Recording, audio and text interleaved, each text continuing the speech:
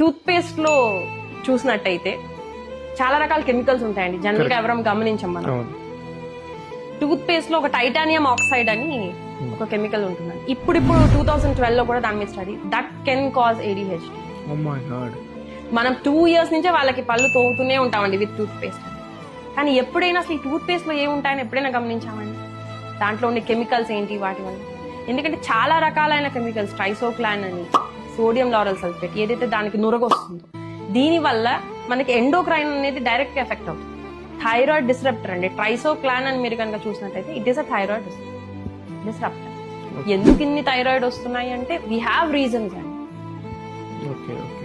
So ఇలాంటి environmental effects కనుక మనం కనుక తెలుసుకుని వాటి నుంచి వాళ్ళని తక్కువ స్టార్ట్ అయిపోతుంది. ఫస్ట్ పనిలోనే మనం వాడేదే బ్రష్ ఫుల్ గా కెమికల్స్ తో ఉండే